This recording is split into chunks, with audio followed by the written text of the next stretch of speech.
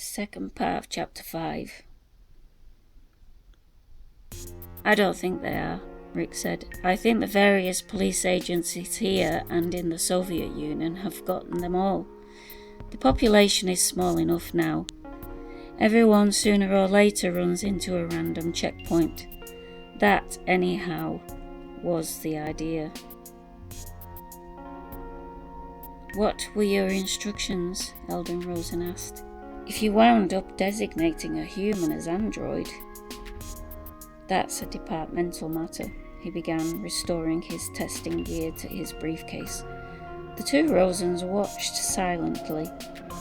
Obviously, he added, I was told to cancel further tests as I'm now doing. If it failed once, there's no point in going on. He snapped the briefcase shut. We could have defrauded you, Rachel said. Nothing forced us to admit you mistested me, and the same for the other 9 subjects we've selected, she gestured vigorously. All we had to do was simply go along with your test results either way, Rick said. I would have insisted on a list in advance, a sealed envelope breakdown, and compared my own test results for congruity. There would have to be congruity. And I can see now, he realised, that I wouldn't have gotten it. Bryant was right. Thank God I didn't go out bounty hunting on the basis of this test. Yes, I suppose you would have done that, Holden Rosen said. He glanced at Rachel, who nodded. We discussed that possibility, Holden said, then with reluctance. This problem, Rick said, stems entirely from your method of operation, Mr. Rosen. Nobody forced your organization to evolve the production of humanoid robots to a point where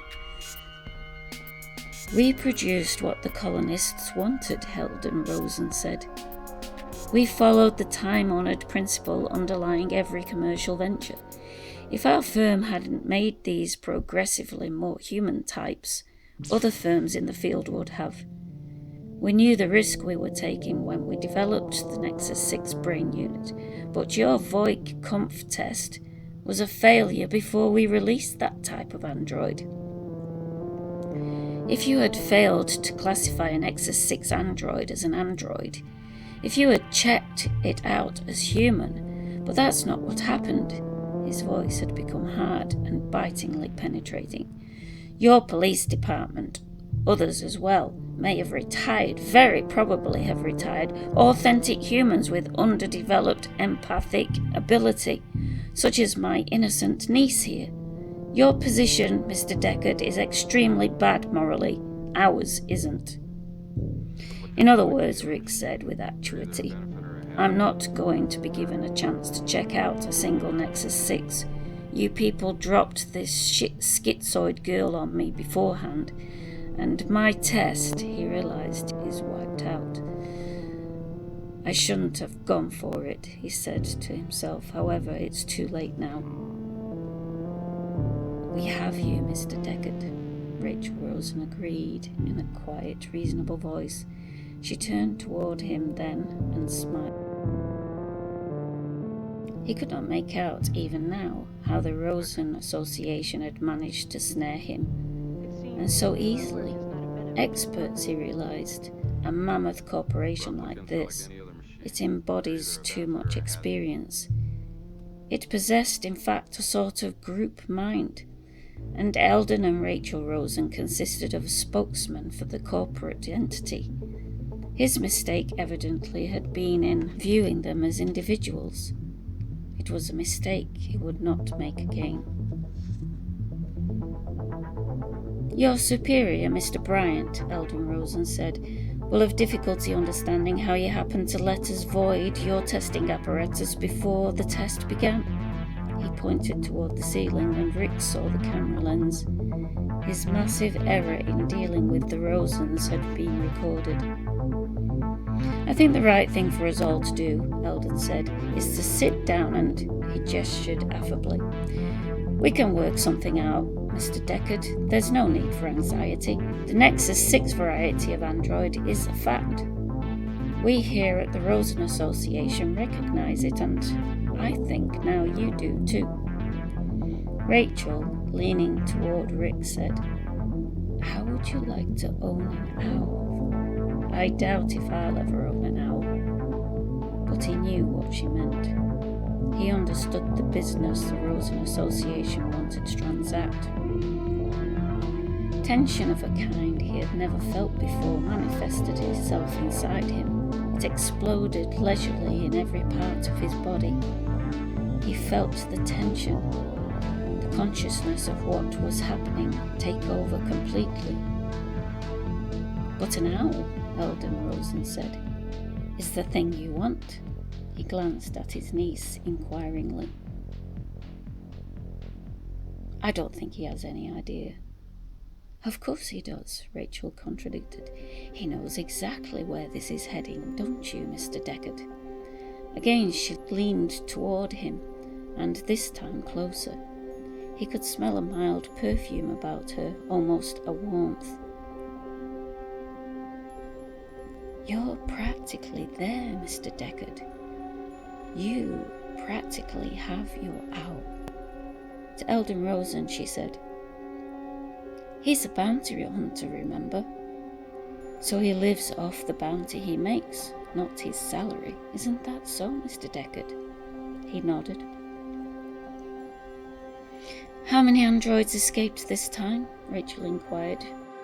Presently he said, 8 originally. 2 have already been retired by someone else, not me." "You get how much for each android?" Rachel asked. Shrugging, he said, "It varies." Rachel said, "If you have no test you can administer, then there is no way you can identify an android. And if there is no way you can identify an android, there's no way you can collect your bounty.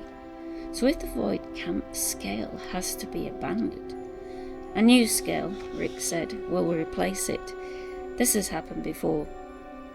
3 times to be exact. But the new scale, the more modern analytic device, had been there already.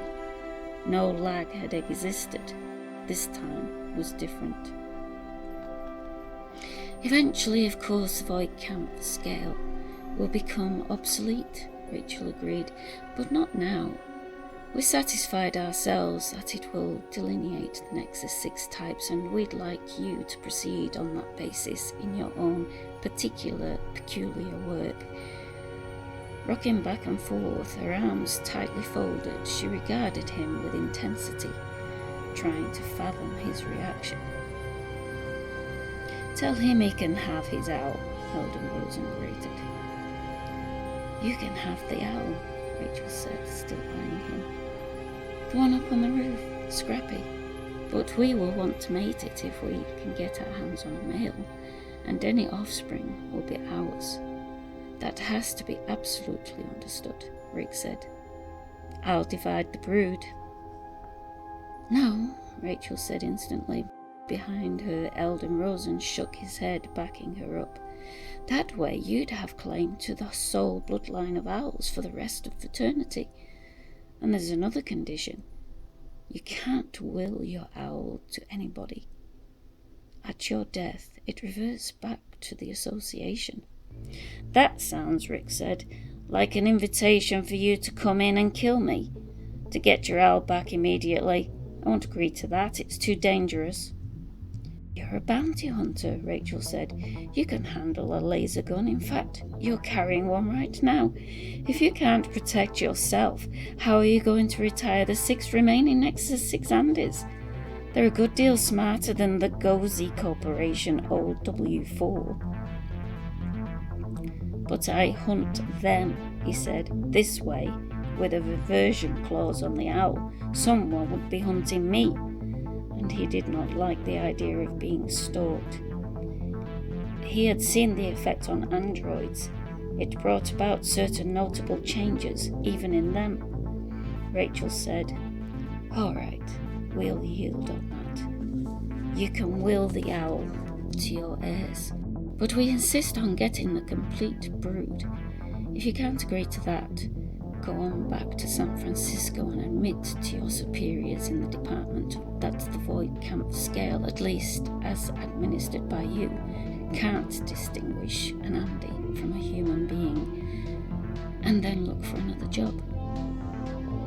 Give me some time, Rick said. Okay, Rachel said. We'll leave you in here, where it's comfortable. She examined her wristwatch.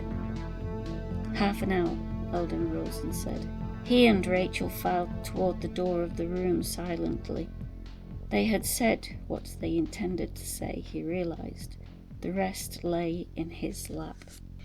As Rachel started to close the door after herself and her uncle, Rick said starkly, You managed to set me up perfectly. You have it on tape that I missed on you. You know that my job depends on the use of the Voigt Kompf scale, and you own that goddamn owl. Your owl, dear, Rachel said, remember. We'll tie your home address around its leg and have it fly down to San Francisco. It'll meet you there when you get off work. It, he thought. She keeps calling the owl it, not her. Just a second, he said.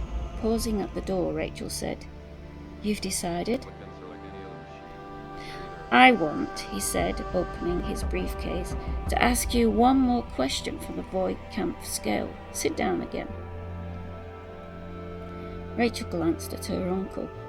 He nodded, and she grudgingly returned, seating herself as before. What's this for? She demanded, her eyebrows lifting in distaste and wariness. He perceived her skeletal tension, noted it professionally. Presently, he had the pencil of light trained on her right eye, and the adhesive patch again in contact with her cheek. Rachel stared into the light rigidly, the expression of extreme distaste still manifest. My briefcase, Rick said as he rummaged for the Voigt Kompf forms. Nice, isn't it? Department issue. Well, said. He stroked the black leather surface of the briefcase. 100% genuine human baby hide. He saw the two dial indicators gyrate frantically, but only after a pause. The reaction had come, but too late. He knew the reaction period down to a fraction of a second. The correct reaction period. There should have been none. Thanks, Miss Rosen, he said, and gathered together the equipment again. He had concluded his retesting. That's all. You're leaving? Rachel asked. Yes, he said, I'm satisfied. Cautiously, Rachel said, What about the other 9 subjects? The scale has been adequate in your case, he answered. I can extrapolate from that. It's clearly still effective. To Holden Rosen, who slumped morosely by the door of the room, he said, Does she know? Sometimes they didn't. False memories had been tried various times, generally in the mistaken idea that through them reactions to testing would be altered. Holden Rosen said, No, we programmed her completely, but I think toward the end she suspected. To the girl he said, You guessed when he asked for one more try. Pale, Rachel nodded fixedly. Don't be afraid of him, Holden Rosen told her. You're not an escaped android on Earth illegally. You're the property of the Rosen Association, used as a sales device for prospective immigrants. He walked to the girl, put his hand comfortingly on her shoulder. At the touch, the girl flinched. He's right, Rick said. I'm not going to retire you, Miss Rosen. Good day. He started toward the door, then halted briefly. To the two of them he said, Is the owl genuine? Rachel glanced swiftly at the elder Rosen. He's leaving anyhow, Holden Rosen said. It doesn't matter. The owl is artificial. There are no owls. Rick muttered and stepped numbly out into the corridor. The two of them watched him go. Neither said anything. Nothing remained to say. So that's how the largest manufacturer of androids operates, Rick said to himself, devious and in a manner he had never encountered before. A weird and convoluted new personality type. No wonder law enforcement agencies were having trouble with the Nexus 6. The Nexus 6, he had now come up against it, Rachel. He realised she must be a Nexus 6. I'm seeing one of them for the first time. And they damn near did it. They came awfully damn close to undermining the Voigt Kompf scale, the only method we have for detecting them. The Rosen Association does a good job, makes a good try anyhow, at protecting its products. And I have to face 6 more of them, he reflected, before I'm finished. He would earn the bounty money, every cent, assuming he made it through alive.